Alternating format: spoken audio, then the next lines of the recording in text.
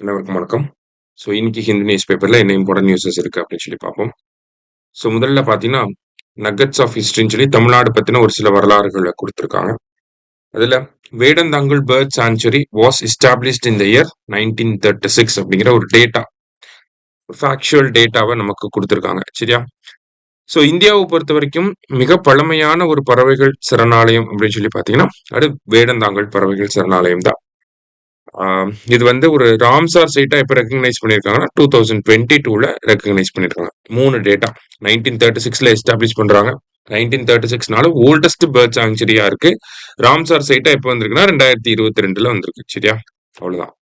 அடுத்தது Madras film institute was renamed after MGR in 2006 அப்படின்னு சொல்லி கொடுத்திருக்காங்க. அதாவது ஒரிஜினலா பாத்தீங்கன்னா அடையார் பிலிம் இன்ஸ்டிடியூட் அப்படின்னு சொல்லி 1945ல கொண்டு வந்திருப்பாங்க. அதுக்கப்புறம் தான் இந்த அடையார் பிலிம் இன்ஸ்டிடியூட் அப்படிங்கிறது மெட்ராஸ் பிலிம் இன்ஸ்டிடியூட் அப்படின்னு சொல்லி காலப்போக்கில் மாறி இருக்கும். அதுதான் 2006ல் என்ன பண்ணியிருப்பாங்கன்னா எம்ஜிஆர் பிலிம் இன்ஸ்டிடியூட் அப்படின்னு சொல்லி ரீநேம் பண்ணியிருப்பாங்க. சரியா? அந்த டேட்டாவை தான் இங்கே கொடுத்துருக்காங்க. ஸோ அடையார் பிலிம் இன்ஸ்டிடியூட் அப்படின்னு சொல்லி 1945ல ஆரம்பிச்சிருப்பாங்க. அப்பதான் பாத்தீங்கன்னா ஏசியாவிலேயே இந்த மாதிரி பிலிம் மூவிக்கான இந்த ட்ரைனிங் இன்ஸ்டிடியூட்டே கிடையாது. முதல்ல அடையாறுல தான் வந்துடும். அதுதான் மெட்ராஸ் பிலிம் இன்ஸ்டிடியூட்டா மாறுது. அதுதான் அப்புறமா எம்ஜிஆர் பிலிம் இன்ஸ்டிடியூட்டா மாறுது. சரியா? அடுத்தது மதுரை மல்லி the first flower to get GI take from Tamil Nadu அப்படின்னு சொல்லி கொடுத்துருக்காங்க. மதுரை மல்லிக்கு தான் தமிழ்நாட்டில இருந்து ஒரு மலருக்கு ஜிஐ டேக் ஃபர்ஸ்ட் கிடைச்சதுன்னா அது மதுரை மல்லிக்கு தான். இந்த மதுரை மல்லியை பொறுத்த வரைக்கும் பாத்தீங்கன்னா சங்க இலக்கியங்களையும் குறிப்பிடப்பட்டிருக்கு அப்படிங்கறத கொடுத்திருக்காங்க. சரியா? அடுத்தது Madras zoo was open on the museum premises. Madras museum பக்கத்துல தான் முதல்ல மெட்ராஸ் ஜூ அப்படிங்கிறது ஓபன் பண்ணியிருப்பாங்க 1855ல. யாருன்னா எட்வர்ட் பால்ஃபோர் அப்படிங்கிறவருடைய அவரோட முயற்சினால நமக்கு 1855ல மெட்ராஸ் ஜூ அப்படிங்கிறது மெட்ராஸ் மியூசியம் பக்கத்துல ஓபன் பண்ணியிருப்பாங்க. அதுக்கப்புறமா அதை ரீலோகேட் பண்ணியிருப்பாங்க. அதுக்கப்புறமா எம்ஜிஆர் அவர்கள் காலகட்டத்துல என்ன இருக்கும்னா இங்க சிட்டிக்குள்ள ஜூ இருக்க வேண்டாம் அப்படின்னு சொல்லி அந்த ஜூவை கொண்டு போய் வண்டலூர்ல வச்சிருப்பாங்க. அதனாலதான் இப்போ நம்ம வண்டலூர்ல ஜூ இருக்கு. சரியா? இதுதான் நமக்கு நகட்ஸ் ஆஃப் ஹிஸ்டரியில கொடுத்தது.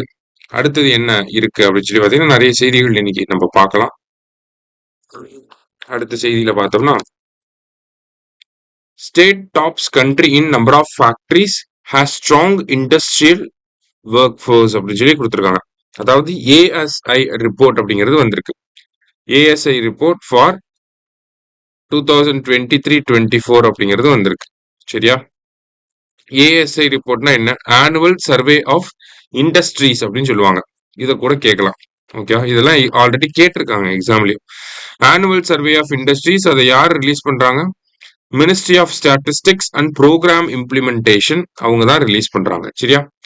இதுல என்ன சொல்லியிருக்காங்க? தமிழ்நாட்டில் வந்து நம்பர் ஆஃப் ஃபேக்டரிஸும் அதிகமா இருக்கு, அந்த ஃபேக்டரிஸ்ல வேலை செய்யக்கூடிய ஆட்களும் அதிகமா இருக்காங்க அப்படிங்கறத சொல்லியிருக்காங்க. அதான் Tamil Nadu state tops the country அப்படின்னு சொல்லி கொடுத்துருக்காங்க. சரியா? அப்ப தமிழ்நாடு பொறுத்த வரைக்கும் பாத்தீங்கன்னா எவ்வளவு பேர், எத்தனை சதவீதம் பேர் தமிழ்நாட்டில் இருக்கக்கூடிய ஃபேக்டரிஸ்ல வேலை செய்யறாங்க அப்படின்னு சொல்லி நம்ம தெரிஞ்சுக்க போறோம். ஓகே, ஃபர்ஸ்ட் தமிழ்நாடு இந்தியா மொத்தமா எடுத்துக்கிட்டா அதுல தமிழ்நாட்டில் இருக்கக்கூடிய ஃபேக்டரிஸோட சதவீதம் அப்படிங்கிறது 15.43%. இந்தியாவில் இருக்கக்கூடிய மொத்த ஃபேக்டரிஸ்ல 15.43% தமிழ்நாட்டில் தான் இருக்கு. அதே மாதிரி இந்தியாவில் இருக்கக்கூடிய மொத்த ஃபேக்டரிஸ் அதுல வேலை செய்யக்கூடிய நபர்கள்ல 15.24 பேர் 24% பேர் தமிழ்நாட்டில் இருக்குதா. சரியா? இப்போ ஈஸியா ஞாபகம் வச்சுக்கலாம். Number of factories 15.43. சரிங்களா? 15.43%. ஃபேக்டரியில வேலை செய்யக்கூடிய ஆட்கள் 15.24%. ஓகேவா? கேட்டா இது ரெண்டையும் கேட்பாங்க. இதை தாண்டி பாத்தீங்கன்னா ஏஎஸ்ஐனா என்னன்னு கேட்பாங்க. இந்த ஏஎஸ்ஐ 23-24ல தமிழ்நாட்டில் எவ்வளவு ஃபேக்டரிஸ் இருக்கு, தமிழ்நாட்டில் எவ்வளவு ஃபேக்டரிஸ்ல வேலை செய்யக்கூடிய ஆட்கள் இருக்காங்க அப்படிங்கிறத கேட்பாங்க. எப்படி கேட்டாலும் எழுத தெரியணும். சரிங்களா? இது ஒரு முக்கியமான டேட்டாவா இருந்துச்சு. தமிழ்நாடுக்கு அப்புறமா குஜராத்துக்கு அப்புறமா மகாராஷ்டிரா. சரியா? கண்டிப்பா இதெல்லாம் தெரிஞ்சு வச்சுக்கணும். கண்டிப்பா கேட்பாங்க. சரியா? ரைட். அடுத்ததா பார்த்தோம் அப்படின்னா குலசேகரப்பட்டினம் லான்ச் பேட வச்சு கொடுத்துருக்காங்க. நேத்து வந்து அந்த அடிக்கல் நாட்டும் விழா அதெல்லாம் நடந்துச்சு. அதுல என்ன சொல்லியிருக்காங்க அப்படின்னு சொல்லி பாத்தீங்கன்னா குலசேகரப்பட்டினத்துல இருக்கக்கூடிய லான்ச் பேட் அப்படிங்கிறது 2026க்குள்ள பண்ணி முடிச்சிருவாங்க, கட்டி முடிச்சிருவாங்க. 500 கிலோ எடை கொண்ட சேட்டலைட்ஸை வந்து இங்க இருந்து லான்ச் பண்ண முடியும் அப்படிங்கறத சொல்லியிருக்காங்க. 500 kgs இருக்கக்கூடிய சேட்டலைட்ஸ் வரைக்கும் நம்ம லான்ச் பண்ண முடியும். எல்லாமே ஸ்மால் சேட்டலைட் லான்ச் வெஹிக்கிளா இருக்கும். அதுதான் குலசேகரப்பட்டினம்னாலே ஸ்மால் சேட்டலைட் லான்ச் வெஹிக்கிள் அனுப்புறதுக்காக தான் அதை ரெடியே பண்றாங்க ஆக்சுவலி. சரியா? அதே மாதிரி ஒரு வருஷத்துக்கு 20ல இருந்து 25 சேட்டலைட் லான்ச் வந்து பிளான் பண்ணிருக்காங்க. சரியா? இத குலசேகரப்பட்டினத்தை பத்தி சொல்லியிருப்பாங்க. அதே மாதிரி ஸ்ரீஹரிகோட்டாவில் ஆல்ரெடி 2 லான்ச் பேட் வந்து இருக்கு. இப்போ 3வது லான்ச் பேட் வந்து ரெடி பண்ணிட்டு இருக்காங்க அப்படிங்கிற அந்த செய்தியுமே கொடுத்திருப்பார். சரியா? பேசிக்கான விஷயம் தான், இது மட்டும் தெரிஞ்சுக்கிட்டா போதும். அடுத்தது, school enrolment in 3 to 11 age group down by 25 lakh அப்படின்னு சொல்லி யுடிசி ரிப்போர்ட் வந்து கொடுத்துருக்காங்க. ஃபர்ஸ்ட் இதுல நமக்கு தெரிஞ்சுக்க வேண்டியது என்னன்னா, இந்த யுடிசி அப்படின்னா என்ன அப்படிங்கறது தெரிஞ்சுக்கணும். ஓகே, ஃபுல் ஃபார்ம் கேட்பாங்க. ஏன்னா அதுதான் ட்ரெண்ட் இப்போ. சரியா? Unified district information system for education plus அப்படிங்கிறது தான் அதோட full form. Unified district information system for education plus அப்படிங்கிறது தான். இதை யார் ரிலீஸ் பண்றாங்க? மினிஸ்ட்ரி ஆஃப் எஜுகேஷன் ரிலீஸ் பண்றாங்க. சரியா? இதை பொறுத்த வரைக்கும் பாத்தீங்கன்னா, ஸ்கூல் என்ரோல்மெண்ட் எப்படி இருக்கு, டிராப் அவுட் ரேட் எப்படி இருக்கு அப்படிங்கிறத மெஷர் பண்ணி நமக்கு கொடுப்பாங்க. சரியா? அந்த வகையில பாக்குறப்ப 3ல இருந்து 11 வயசு ஏஜ் குரூப்ல ஸ்கூல் என்ரோல்மெண்ட் கம்மியாயிட்டே வருது அப்படிங்கறத சொல்றாங்க. ஓகேவா? எப்படி சொல்றாங்க அப்படின்னு சொல்லி பாத்தீங்கன்னா, இப்போ நமக்கு ஸ்கூல் என்ரோல்மெண்ட் அப்படிங்கிறது 3 to 11 ஏஜ் குரூப்ல வந்து கிட்டத்தட்ட பாத்தீங்கன்னா 25 லட்சமா இருந்தது, இப்ப 24 லட்சமா குறைஞ்சிருக்கு அப்படிங்கறத சொல்றாங்க. சாரி, 25 லட்சமா குறைஞ்சிருக்கு அப்படிங்கறத சொல்லியிருக்கிறாங்க. சரியா? சோ இதுக்கு முக்கியமான காரணம் ஸ்கூல் என்ரோல்மெண்ட் கம்மியாகுது அப்படிங்கறத சொல்றாங்க. ஏன் கம்மியாகுது அப்படிங்கறத நம்ம தெரிஞ்சுக்கணும் இல்லையா? இப்ப ஏன் அது கம்மியாகுது அப்படிங்கறத பார்த்தோம்னா, நமக்கு அதுல முக்கியமான ரீசன் ஃபாலிங் பர்த் ரேட்ஸ் அப்படிங்கிறது தான். சரியா? 12.9 crore இருந்தது, இப்ப 11.84 crore. கிட்டத்தட்ட ஒரு 25 லட்சம் பேர் வந்து கம்மியா இருக்காங்க. ஒரு வருஷத்துல இது கம்மியாயிருக்கு. ஒரு வருஷத்துல 25 லட்சம் பேர் கம்மியாயிருக்காங்க. எங்க போயிட்டாங்க?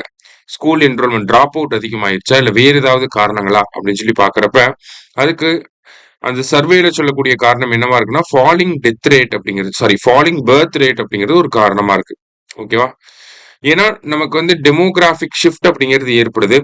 டோட்டல் ஃபெர்டிலிட்டி ரேட் அப்படிங்கிறது இந்தியாவில் இருக்கக்கூடிய முக்காவாசியான மாநிலங்களுக்கு 2.1 விட கம்மியா இருக்கு. ஓகேவா? ரீப்ளேஸ்மெண்ட் லெவல் ஃபெர்டிலிட்டியை விட கம்மியா இருக்கு. அப்படிங்கிறப்ப பாப்புலேஷன் குரோத் அப்படிங்கிறது ஸ்லோவா தான் ஆகும். சரிங்களா?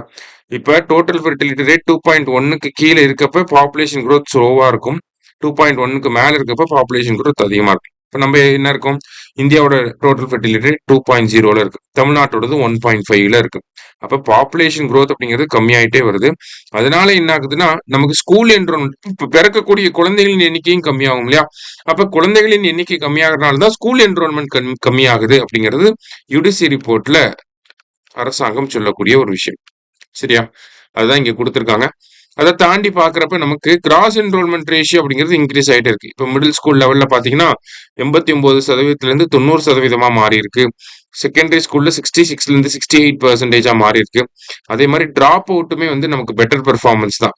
ஓகே, இப்ப பிரைமரி ஸ்கூல்ஸ்ல வந்து பாத்தீங்கன்னா 3.7ல இருந்து 2.3 கம்மியா இருக்கு. மிடில் ஸ்கூல்ல வந்து 5.2ல இருந்து 3.5 கம்மியா இருக்கு. செகண்டரி ஸ்கூல்ல 10.9ல இருந்து 8.2 கம்மியா இருக்கு. எல்லா இண்டிகேட்டர்ஸுமே ஓரளவுக்கு பெட்டர் பெர்ஃபார்மன்ஸ்ல தான் இருக்கு. ஸ்கூல் என்ரோல்மெண்ட் மட்டும் கம்மியா இருக்கு அப்படின்னா அதுக்கு காரணம் என்ன? மத்த எல்லா இண்டிகேட்டர்ஸும் பெட்டரா இருக்கப்ப இது மட்டும் வந்து போரா இருக்காது. இதுக்கு காரணம் என்ன அப்படின்னு கேட்கிறப்பதான் ஃபாலிங் பர்த் ரேட் அப்படிங்கிறது ஒரு முக்கியமான காரணமா இருக்கு அப்படிங்கறத கொடுத்திருக்காங்க. சரியா? சோ அதுதான் இங்க பாக்குறோம். அடுத்ததா பாத்தீங்க அப்படின்னா, Mumbai and Vizag among safest cities for women அப்படின்னு சொல்லி கொடுத்திருக்காங்க. சரியா? ஸோ இது என்ன ரிப்போர்ட் அப்படின்னு சொல்லி பார்த்தீங்கன்னா, national annual report and index on women safety அப்படிங்கிறது கொடுத்துருக்காங்க. ஓகே, ஸோ நாரி அப்படின்னு கூட சொல்லலாம், எப்படியாவது ஒன்று. சரியா? National annual report and index on women safety 2025 NARI.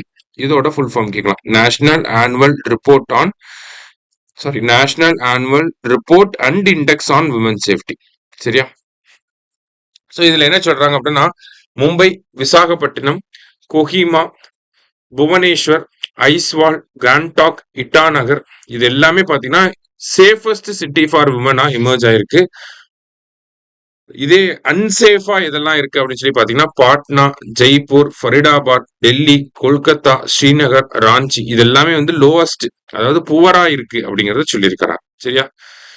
So பெருசா இதுல வேற ஒன்றும் கிடையாது. சோ இன்னைக்கு நியூஸ் பேப்பர்ல முக்கியமான செய்திகளை வந்து பார்த்திருக்கோம். நன்றி.